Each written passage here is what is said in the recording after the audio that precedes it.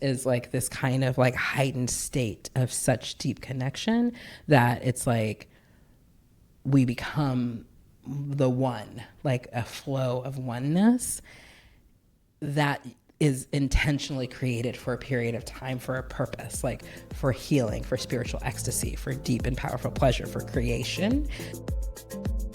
I feel the earth underneath me. I feel the earth underneath me. I feel the earth. Welcome to the Infinite Earth Body Podcast, where we talk about bodies, healing, pleasure, and share stories of embodiment on Earth. I'm your host, Maya, and I'd like to start by taking a few moments to ground, root into our connection to the Earth, call in the support of our most benevolent ancestors and guides, and set the intention for this shared space of connection to be dedicated to the liberation of all beings.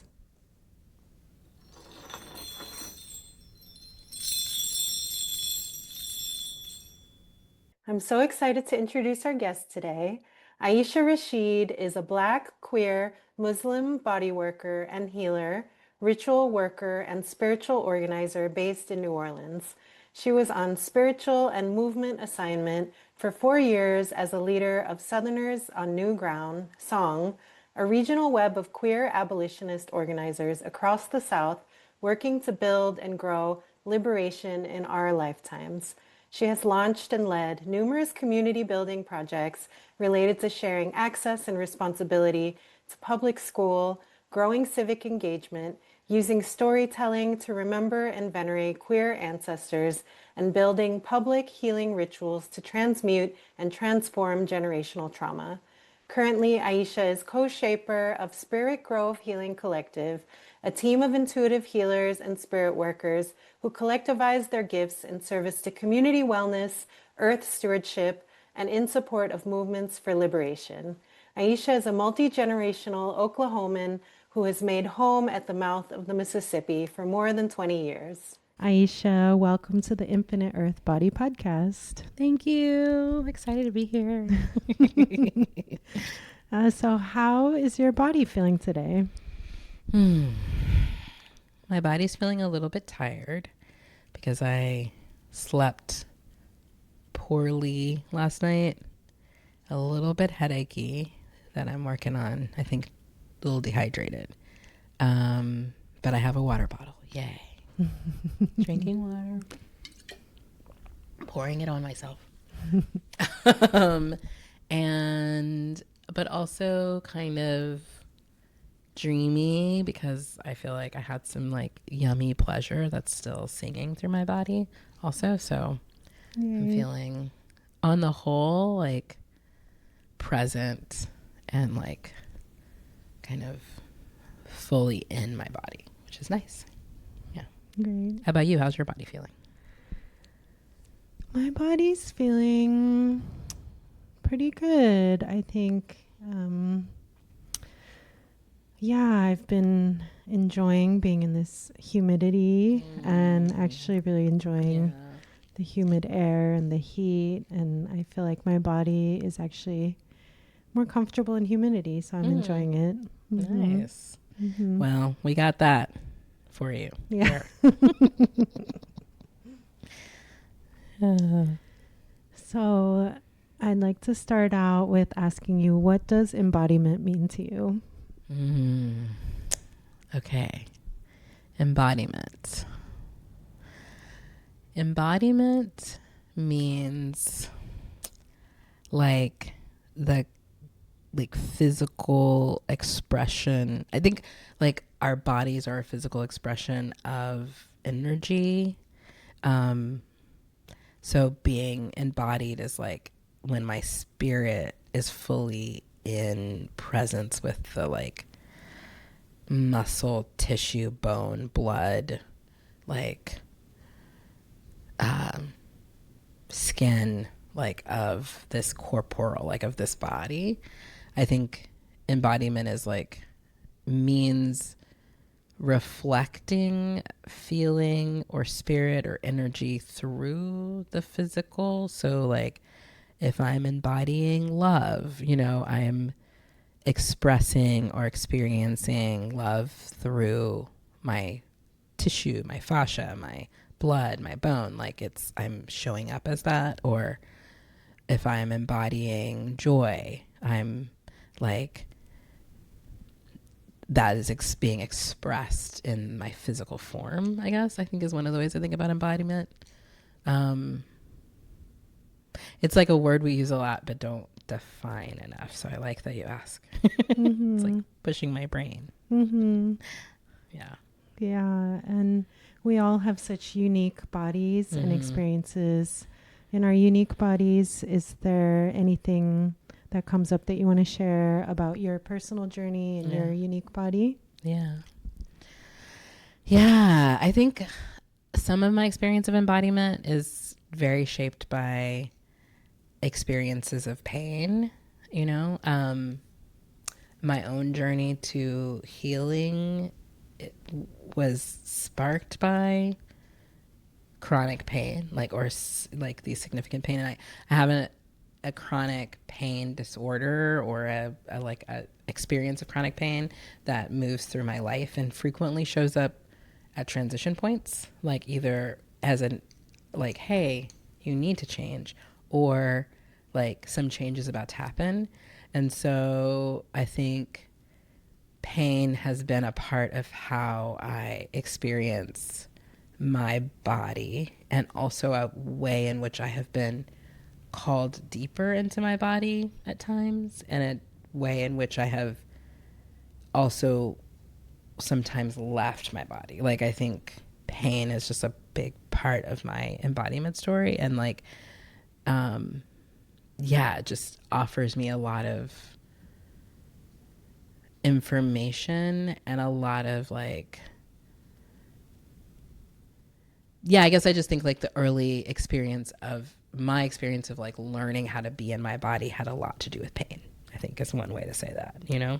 So I think that's one story that comes forward. And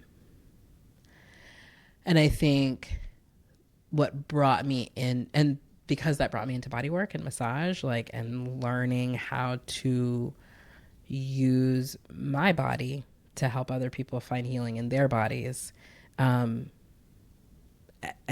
think somehow that's connected, like the pain and trauma that often is the pathway that people find to body work in our society. Like, I think in a different kind of world, maybe people would be receiving and giving and a part of body work just as a part of life. Like, it wouldn't be necessarily because something is like quote unquote wrong or something is hurting.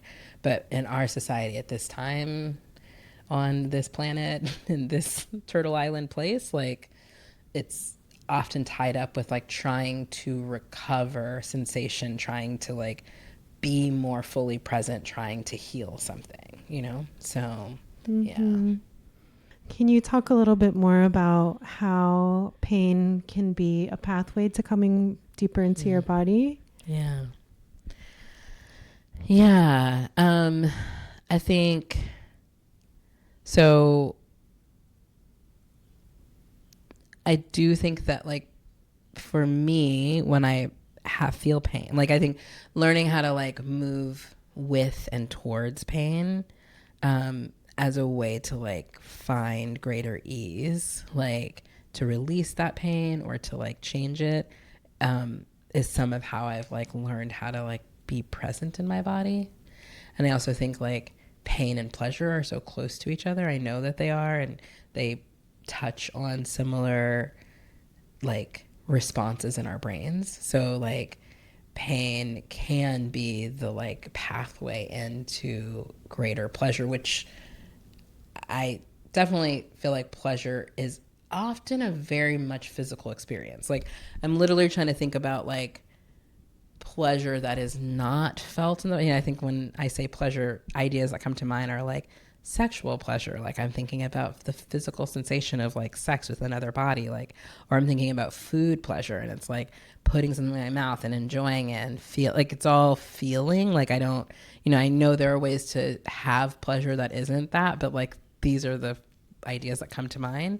And so I think there's something about how pain and pleasure are these two sensations that like so quickly move to like the physical, like what they draw our attention, I think, you know, and like they are big signs of like attention is needed. Like they're like, you know, pain is like I'm trying to get your attention, and like there is something to do here.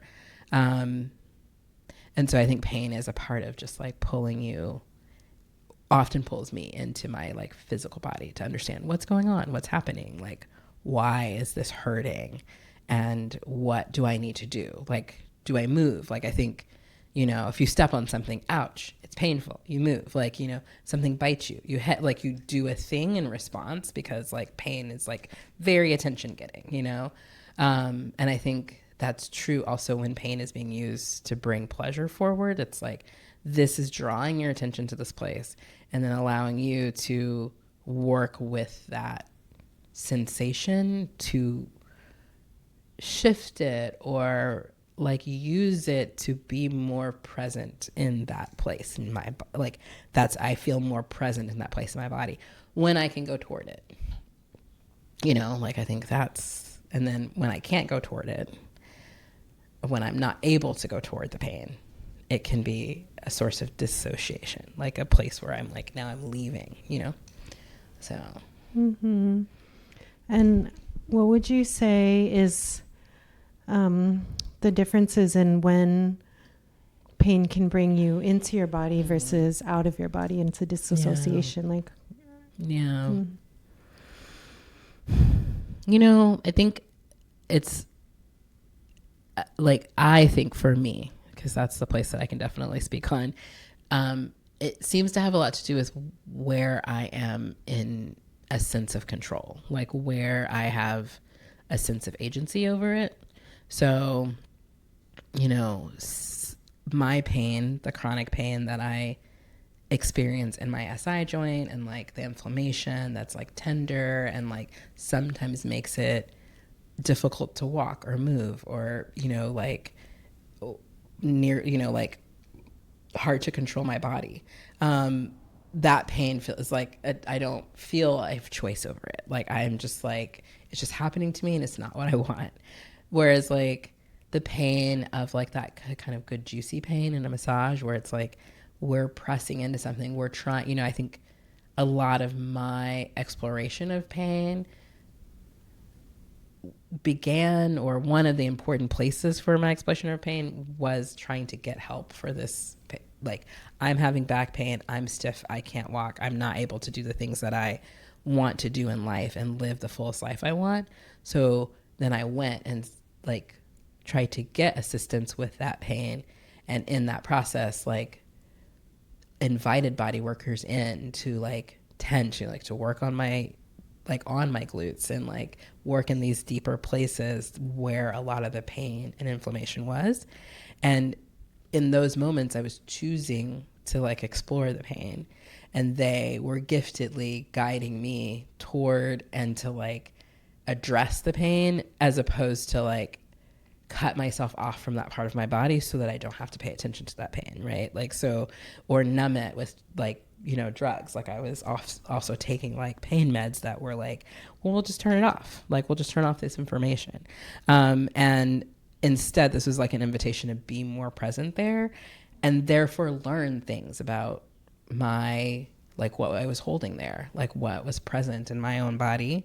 And like, because my chronic pain is in my SI or also in my root and sacral chakras and, you know, in these kind of places of profound holding of relationship to self and pleasure and the right to be. Like, I think that meant that exploring and turning toward that pain also meant that I could turn toward like a fuller expression of my right to be, of my like right to pleasure, like of my, like, you know, I was like, oh, if I turn toward it, but I'm turning toward it like because I'm choosing to like engage with the pain in that moment.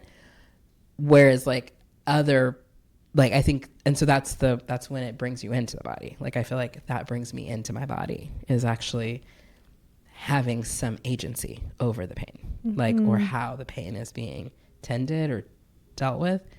And I think that's also what I experience when I'm working on clients. Like, when I'm working with someone and I'm like, we're now going to intentionally touch pain. Like, we're going to like move toward it as a healing modality, and we're going to work with it, and you get to decide. Like, you get to help me figure out where, like, you know, I always tell clients that I'm like, this is not a more pain, more like no pain, no gain situation. This is a like only to the level of like juicy opening, not to the place of like retraction. Like, if you're moving away, if your muscles are tensing away and are like, oh God, don't do that again, that is generally not that therapeutic. Like, it's past the point of giving you the kind of endorphin release that is going to lead to muscle transition and to like loosening, or to like helping that trigger point release, or changing the like quality of the fascia. Like, you know, so it's like there's a way that pain, when you are choosing it and moving toward it, I feel like even I'm thinking, when I'm getting a session and I'm thinking about this and I'm able to be present, I'm like consciously kind of like in my mind, I'm like leaning in, like I'm moving, okay, let me move toward that. And then if I'm not doing that, then it is like, I don't like, I'm away. I don't want to feel this. And I need to leave this place, this thing, this body. I need to stop it from happening. Like, that's the away. And that's where I think pain can be dissociating, you know? Can you talk a little bit more about the connection between pain and pleasure that you're kind of been addressing a little bit? Yeah. Well, you were just reminding me that like there's the part of where pleasure and pain, we know, release endorphins, right? So like pain is like, can release these kind of like drugs in our brain that invite, like, that are a high, that are like invigorating, that like I think allow us to get through something. And I think they're about survival, you know? And pleasure also releases those endorphins that are like joyful and high, and like, you know, like it's like, so they both can result in a kind of a like doping, like, you know, like we're self-doping. And I think that's so interesting. Like, one, I'm just like, well, if it's true, it's true, and let's work with it. But also like, how wise. Like, it's kind of brilliant that our bodies are like, we'll put these things next to each other. And I wonder if it's because like those sensations need to be very powerful. Like, they're the loudest, like that pain and pleasure are like very loud sensations in us, you know? Feels meaningful. Like, these are really important. I feel like, you know, Pachamama, Great Spirit, you know, the powers that be, however we want to say, like, put us together in a wise way, where it's like, you're going to have pain and pleasure. They're going to be connected to each other, you know? But I also think maybe it's, you know, for me, birth, like, is a good example of this, because, like, in my own experience of birth, it was, like, very painful, like, very, very painful, but also, like, so profound, the kind of possibility that, like, moving with and through this pain, that, just to be clear, you can't stop. Like, it's like, I mean, I guess you can stop it, like, with certain kinds of interventions, but even those interventions, like, it's such a profound and persistent, like, stretching, painful experience. And then also is so full of like these chemicals that transform your brain and like your body, and like just the fact that like a cervix can open all the way up to let a human out is like wild. Mm-hmm. And I think our bodies brilliantly are like, this is a necessary part of existing. Like, for us to survive, for us to continue, there has to be a relationship to pain, because we need to open a portal, and it is through this kind of really intense transformation that is going to have pain, you know, like it is going to have pain in it. So I think that's some of it. And then, you know, we know, like when I'm working on people, I tell people sometimes, you know, they will, if someone has a reaction of laughing, you know, or like being like, oh, that tickles, you know, I'm like, that like sensation of like surprise, joy, laughter, and pain, like it's just like that those are connected to each other, like that sometimes laughing and sometimes, like all of those are release, crying, like the, you know, all of these responses. So I think we do have an awareness of like that these things are like our bodies teach us that all of these sensations are connected, you know, necessarily. So yeah. Can you share a little bit more about your experience of your journey with doing body work and what it's taught you about your body or bodies in general? Yes. Yeah. And it's fun to talk about this right now because I'm getting back to seeing, like touching people, like after 4 years of not being able to work on folk because I was doing body work on an organization instead of on individual people, which, you know, I'm grateful for. But as I move back towards it, I'm like remembering things because like there's memory in my body of like what it was to do this work that I found so rich and satisfying, you know? So I think, I mean, there's so many things that I think about when first of all, giving body work is so meditative for me, like so grounding. Like I have learned that I come more into my body while working on other people's bodies because I mean, some of that's training. Like I think all gratitude for the like repetition, like the repetition of giving, you know, a certain kind of massage so that you're like, oh, I remember to be like this. I remember that, get grounded into like how I stand, what I need to do. But also like paying exquisite and specific attention to someone else's body and their ease, comfort, like pain thresholds, and like causes me to pay like a similar amount of attention to my body. And I know that, like, for example, I think as we're talking about working with pain, right? Like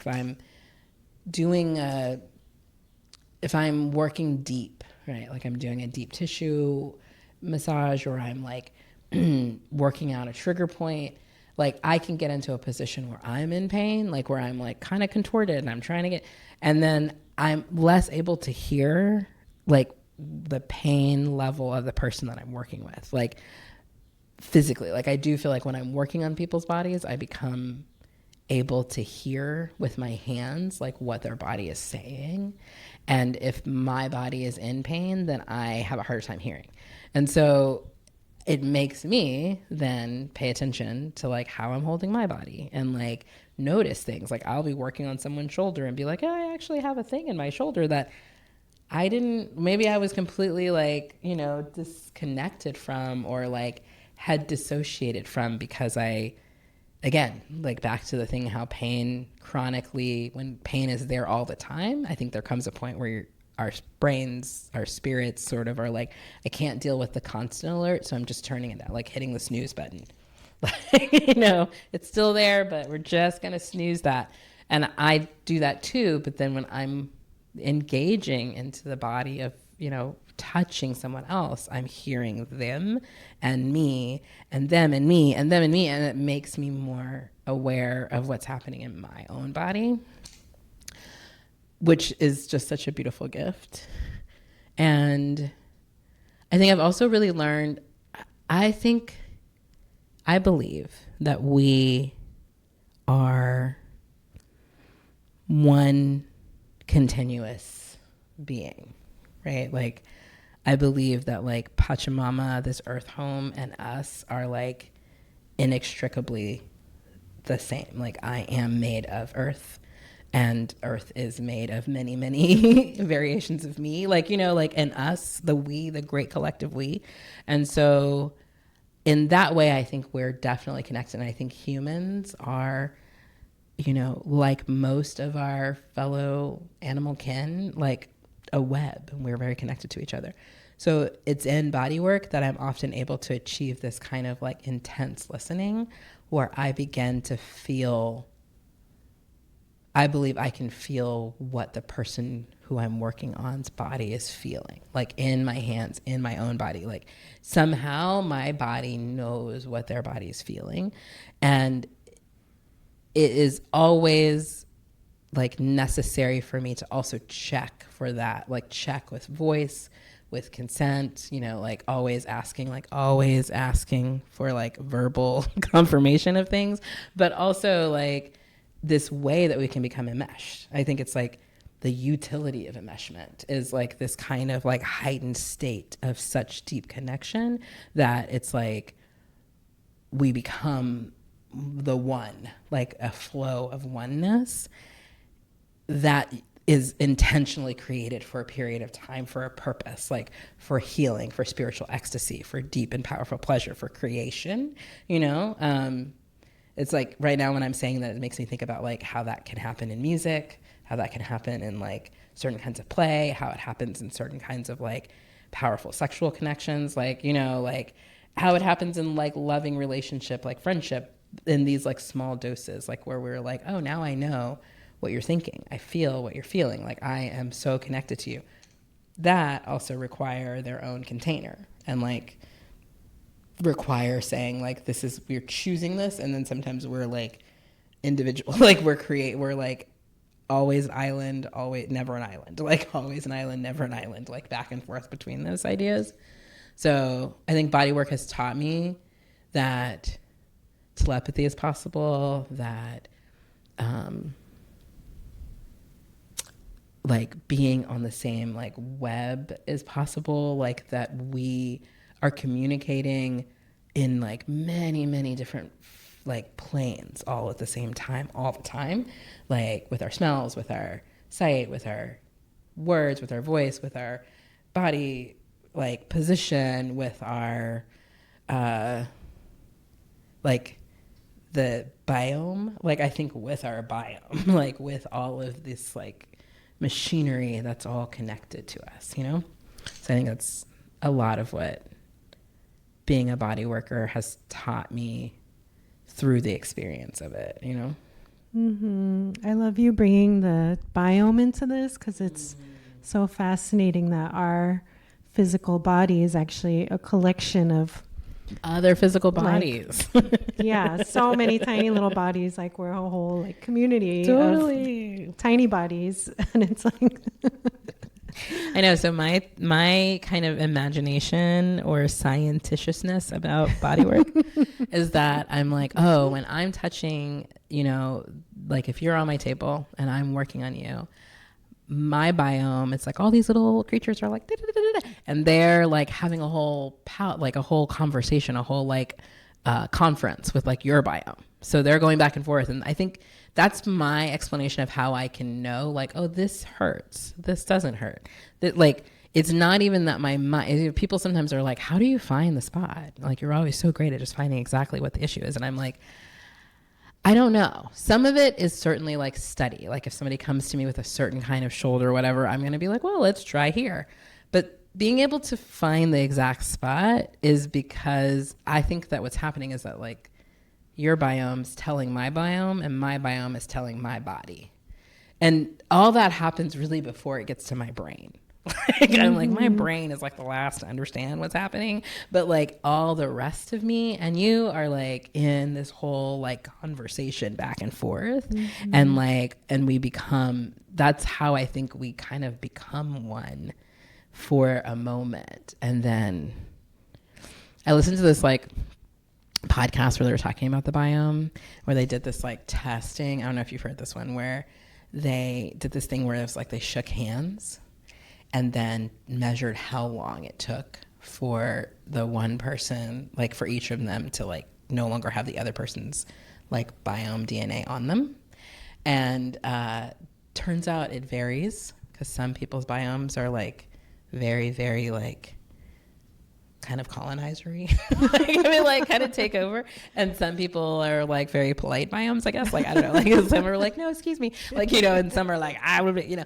And so it varies, but like it lasts for a long time. Like, and I'm just like, if that's a handshake, like what does like a full body massage, you know, or a like, we're laying on top of each other for a night. You know what I'm saying? Like, it's like our biomes really like get all in relationship to each other, you know, beyond just our, yeah, it's more, it's a thing. So I'm like, how far does that spread? Wow. Yeah, Yeah. I didn't know that. I mean, I have heard about like skin contact.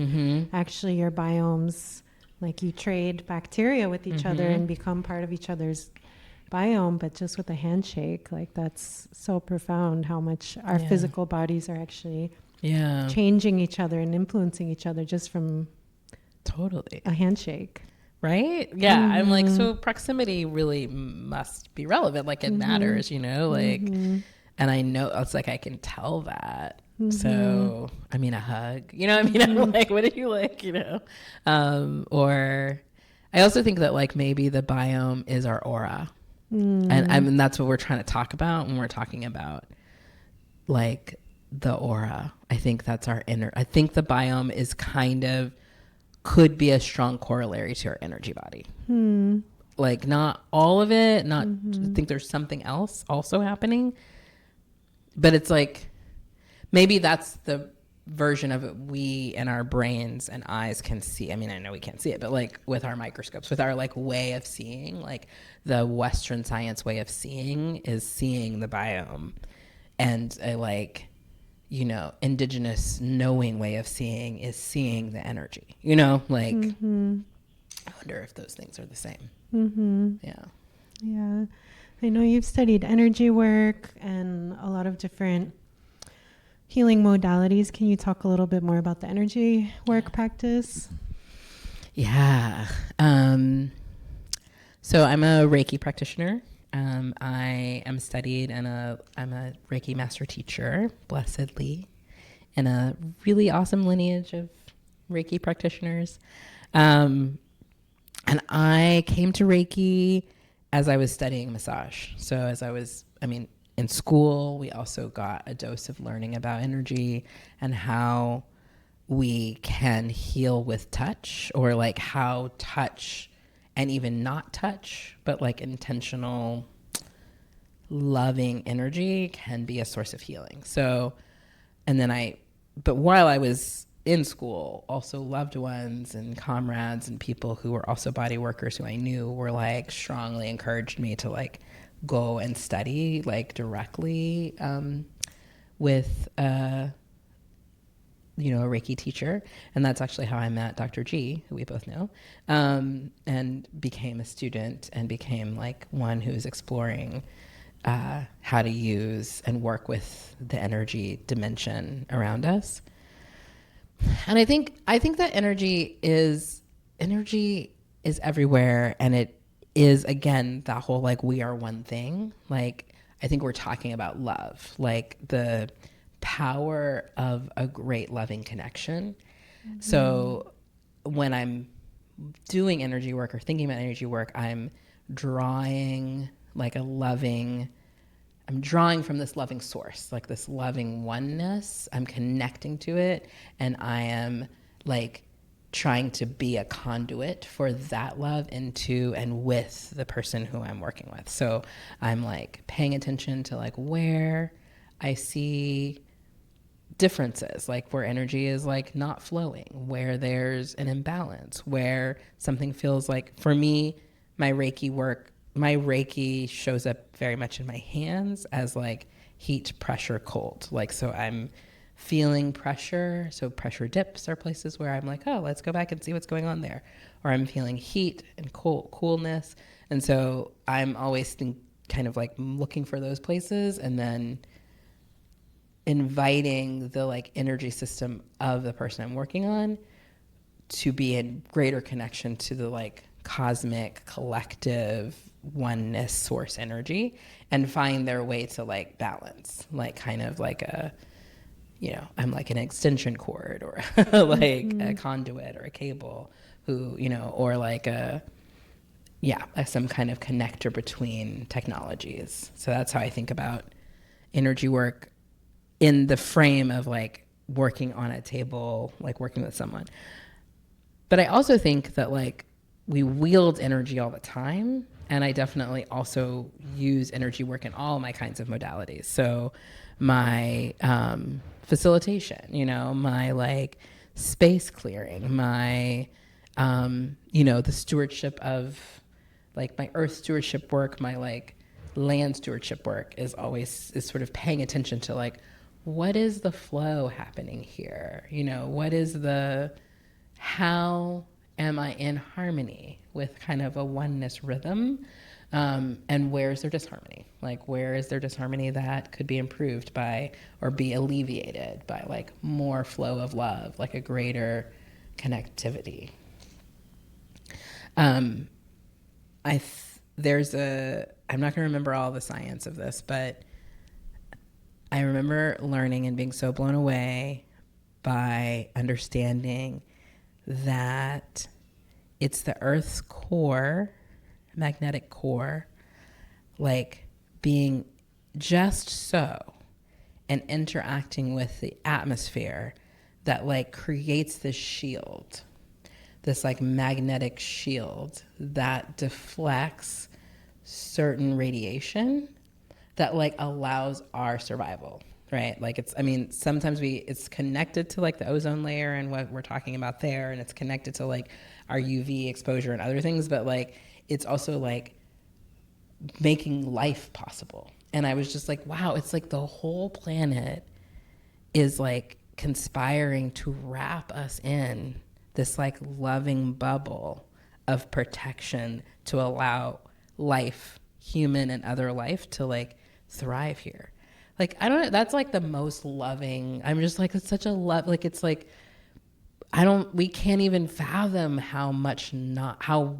what it would be like without the love of this earth home. Like, you know, like even going into space, like I don't think we really have a real understanding of like what it is to not be protected by this earth, you know? Mm-hmm. So to me, that's energy. To me, that's like the like source love. Like that's like big, massive shielding to allow for all of our existence. Like, I'm just like, yeah, that's mama love. Mm-hmm. You know? So. Yeah. I have, you touched on something that I'm just kind of processing, and mm-hmm. It's like if the energy work and mm-hmm. the Reiki flow is this connection to oneness mm-hmm. and love, and if there's like we're always connected to oneness, whether we're aware of it or not, but I'm just sort of sitting with if there's an energy blockage and then like sending love and oneness flow mm-hmm. into that. I'm just kind of trying to wrap my mind around how that looks like. Mm-hmm. Like we're always in oneness, but mm-hmm. it's maybe there's like an area where it's mm-hmm. blocked off from oneness, or I don't know. I'm just kind of thinking out loud. No, that's a good question. Yeah. Mm-hmm. How to figure that out? I mean, I think, right. We are always connected, but we can be caught in a trance of disconnection, mm-hmm. I think. And when we're caught in a trance of disconnection, then we like begin to cut ourselves off. Mm-hmm. And I think that I think humans might be able to cut themselves off spiritually from a oneness. Maybe that's what we call evil. You know, I don't, mm-hmm. you know, it's like, I'm not sure what I think about good and evil or if there's such a thing, but like, I think being cut off from source is maybe the corollary to evil. Like, you know, mm-hmm. I'm like, and so when that is a kind of spiritual death, I think. Mm-hmm. And I don't think that by and large, I don't actually believe many humans are there. Right. Like, I think there are humans who are like it's gradient. Like, there are people who are closer to that and there are people who are far from that. But I don't think there's a lot of humans who are like completely cut off. But I think those little eddies of being cut off in a certain place can lead one towards more cutting off, you know? And I think in my own story, right, like, that like surviving trauma, especially, you know, like for me, the pain and chronic pain and trauma that I experienced was like sexual abuse and childhood abuse. So those traumas created in me a like one pain, like, so pain that was emotional but like so sharp that I needed to like escape my body, you know, and like find a way out. And so it's like psychic and emotional pain, but also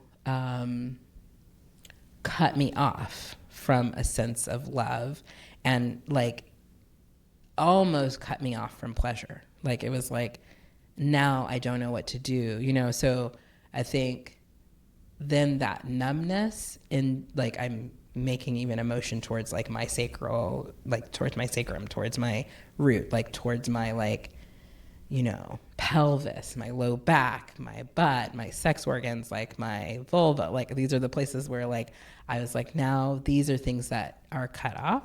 And I think in cutting myself off of those things, like temporarily invited a kind of numbness that is cynical. Like, it's like, I think it's from that place that one can be so hurt, like so cut off from source and love, as to either like not care about other people being hurt, or like not see beauty and joy in life, or to like be one who's willing to cause harm. Like, I think that's the whole like hurt people, right? Like, is that like that piece? So I think that is like, I don't know if I can be alive and cut off completely from source and oneness, but I think I can like create places like caves inside that like are like cut away, and therefore increasingly be numb and numb and number until I'm so numb as to not be connected to anybody's suffering or joy, you know, like to feel cut off from everything. And I think that is maybe how we end up in the dark places of extractive capitalism. That's how we create things like chattel slavery. That's how we, you know, like that's how we allow for genocide, or like empower and participate in genocide, right? Like, that's how we create the circumstance in which our environment is collapsed, like our climate reality is like transformed such that many, many humans will suffer greatly and die, like, you know, because of choices, like because we have become disconnected. Like, so I think there's that. And I think this kind of loops me back around to being like, for me, pain made that numbness like I have to like unignorable, you know, like, so this is where I feel grateful for pain that was like, you must come back here. And pleasure, like I also feel really grateful for like my own body's like determination to hold pleasure, like despite everything else, like just being like, but we will have pleasure, and it is, and you will be able to come back and claim this, like, you know, we're going to hold on to it, you know? And so I think that's part of what gets us back to like, it's like the numbness is maybe the sign, like the flag, like very big red flag, you know, to like being cut off. Yeah. Yeah. What do you think about, when you think about energy and connection and like lack or disconnection? Yeah, well, I think personally that I've been in meditation with the meaning of my name, Maya. It's actually means the illusion of, I mean, one of many meanings, the illusion that we're disconnected. And that's like the reality that we live in is like the true nature is that we're all interconnected and in oneness and love, but that the reality of this dimension is that we experience it as if we're disconnected. And so it's my whole life journey is like trying to understand that on a deeper level and be, and yeah, most of us exist in a disconnected state. And it's like the reality of existing, it's always like forgetting the connection and trying to come deeper into the connection to the oneness. And everything in our capitalist colonized society is about the disconnect. And like we're never, I mean, most of us grew up in a reality where we're not taught about the oneness or coming into oneness. And it's like, and yeah, I do think that's really part of where we need to go as humanity, is remembering the oneness and coming into, because people who are hurting the earth are also hurting themselves. People who are hurting other people, oppressors, are also being hurt by, because we are interconnected. And so that's, I think, really the journey of humanity that we're on, and remembering and remembering. Totally. And like remembering, like putting all of our parts back into like connection, right? Like, so if remembering is the opposite of dismembering, you know? So. Yeah, and I do think when I first was coming into these spiritual concepts, it was just like an intellectual understanding and not, it was really hard to embody it or physically feel it. And then it's like, I would have little tastes of it, or in certain states be able to access those feelings. And then most of the time you're just kind of distracted and disconnected and coming back and coming back and coming into deeper understandings and embodied understandings of that oneness, you know? So it's just an ongoing practice and finding ways to connect to that more consistently. And do you have ways that you practice these days? Or what's one way? I'm sure you have many ways. Yeah, I think it's become easier to tap into it in all the different pathways that I've, there's so many different pathways to access that feeling. And the more different pathways I think for some people it's like committing to one practice or discipline and like going deeper and deeper in that. And I just kind of love dabbling in different pathways. So it like gives me different access points and that it becomes easier to just like tap in and remember and feel that oneness. And the like multiplicity of practices. I feel that. I think sitting practice is one of my most enduring ways, which I am, not to say that I'm very disciplined or consistent, like I think, but I can feel it when I am, when I don't do it for several days. I can feel the difference between when I am like in some amount of routine, but I think also just like being out in nature, like some kind of way. And that has often looked like walks or, you know, but like as long as that happens, you know? So,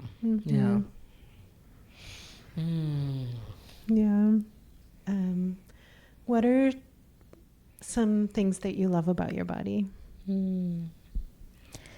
Ooh, learning to love my body.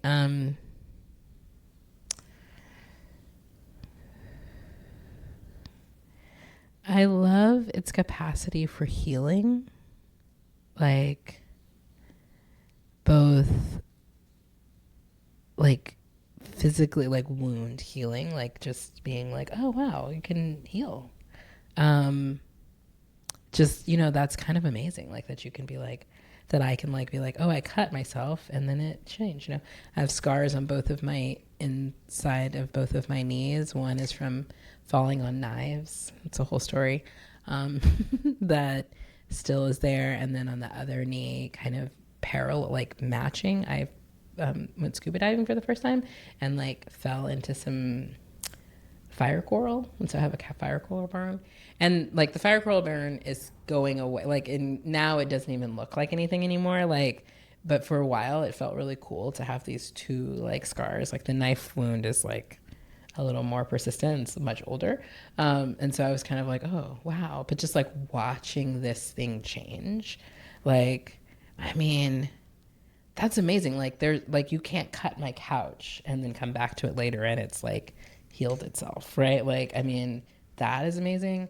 But then like, that's like at the physical level. Also like internally, I have a tremendous gift for like a gift and maybe a curse of an autoimmune disorder. That means my immune system is hyperactive. So it heals so quickly, but then also over heals, like, so it's just like, but I'm just like always amazed at my body's ability to like resolve illness, like resolve disease, like really kind of on its own, like in ways that sometimes like defy Western medical imagination. I'm like, yeah, well, so that's something I love about my body. I love that it's like that my body's capacity for pleasure too, like, and just like interesting things that cause that, like just being like, oh, well, little do I know this does that, huh.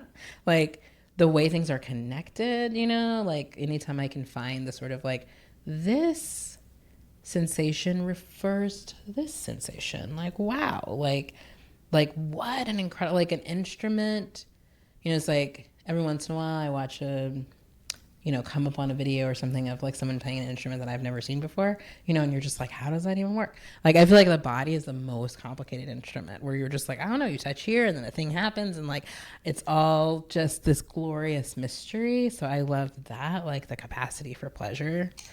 I like the shape. I love the shape of my body.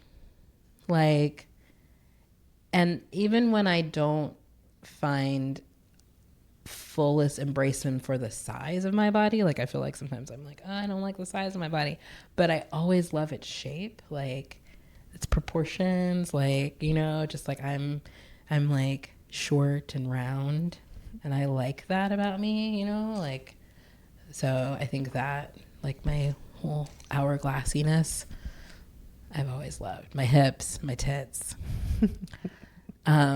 When I was younger, I was generally often in my life the person around with the biggest like tits, and maybe that's still true, but I remember getting to a point in life where I began to meet other people with big tits, and I would sometimes be like, okay, but like I am supposed to have the largest tits in the room, like not because I necessarily thought my tits were so great, but just because like their massiveness was like a factor. And so I was like, well, I'm always the big titty girl.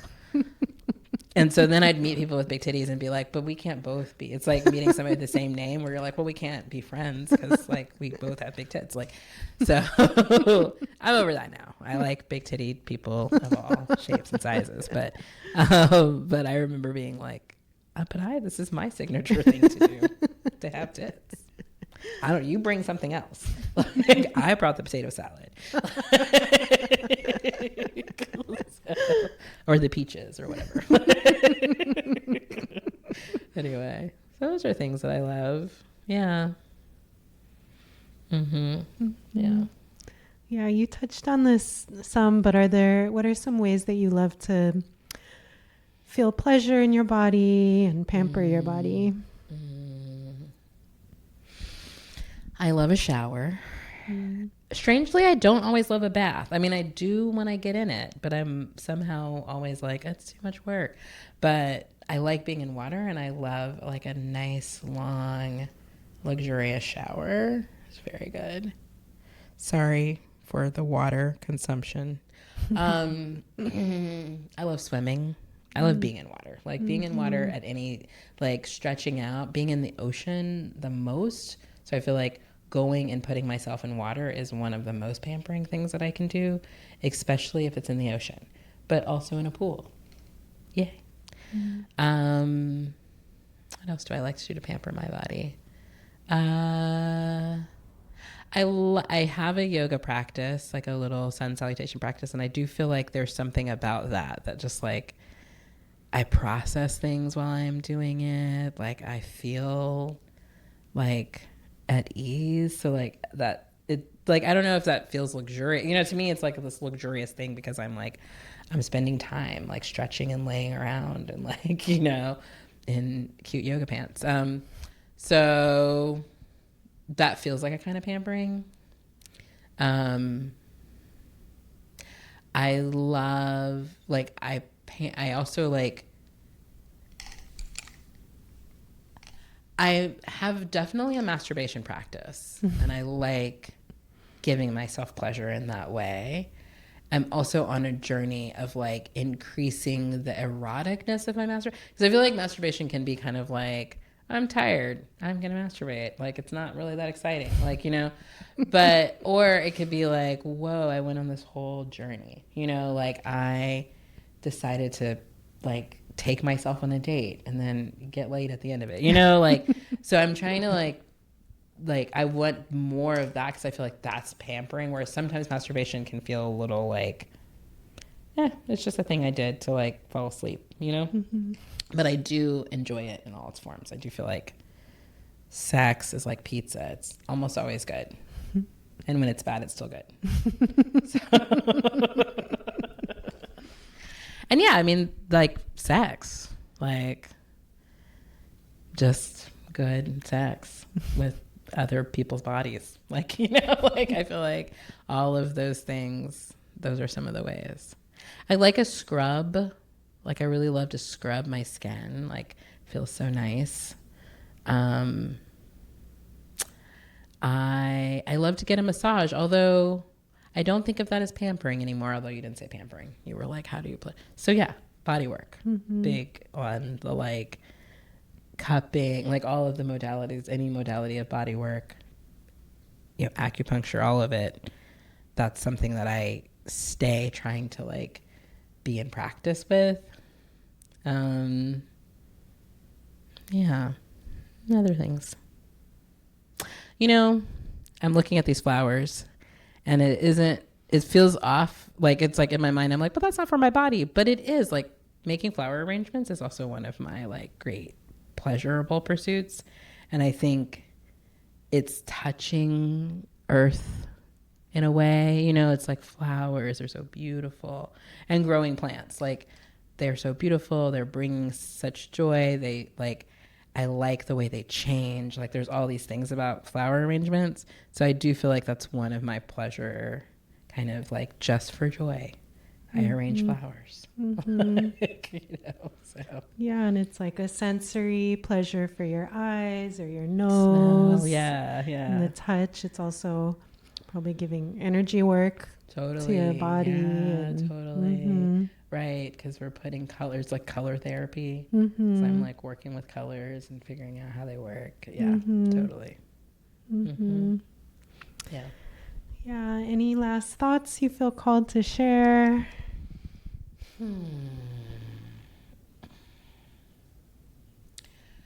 Yeah, I mean, I think one is just, I wonder, think, believe that we beings are a somatic expression of the earth's wholeness. And I think there are sensations that this format of a body can have that is like maybe, I think, unique to us individually. I think like each individual being has unique sensations, but also like as a collective, humans have some sensation capacities that are different than the sensation capacities of whales or dolphins or cows or, you know, pterodactyls. I don't know. I think each is unique and it's beautiful. And I think the earth, our earth home, is feeling those sensations via us.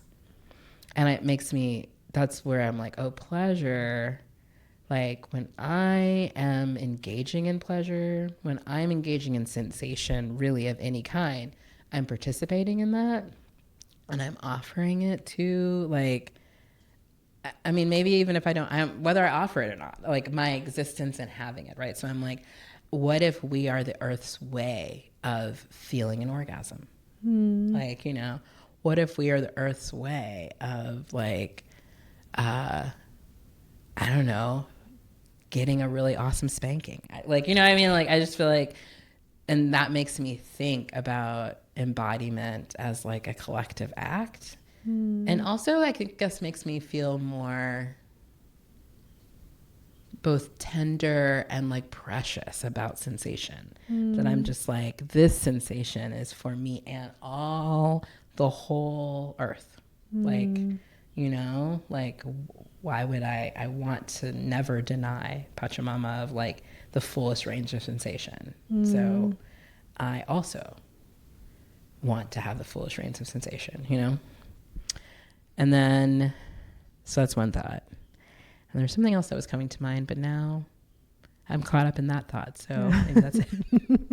But thank you. That's the other thing I want to say. I mean, I've learned so much over time, like being in community with you and like listening to you and learning from the ways that you have explored all of these things. So I'm just grateful. I'm glad you're doing this. Oh, thank you. Thank you for gracing us and the internet with your wisdom. And hi, internet.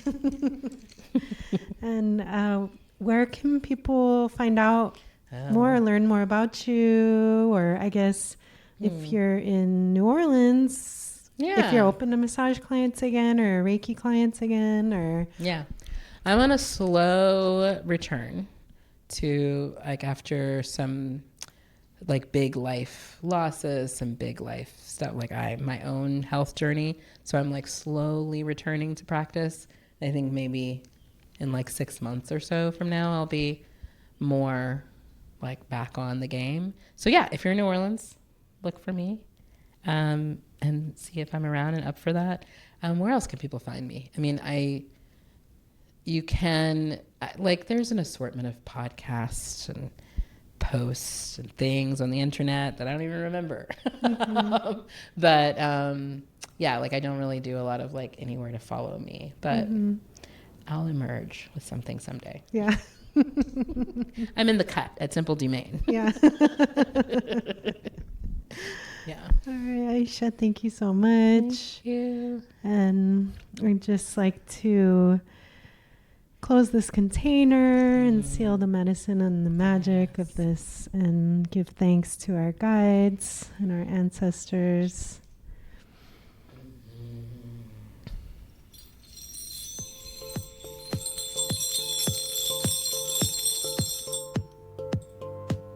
Thank you so much for joining us for this episode. Be sure to subscribe wherever you're listening or on YouTube, and feel free to leave any questions, other topics you'd like to hear about in a future episode, or anything else you'd like to share in the comments. Please leave a review for the podcast. And if you'd like to go deeper in the conversation in our inner circle, you can join our Infinite Earth Body Collective Patreon. You can see the link in the show notes. And thank you again so much for tuning in, and see you in the next episode.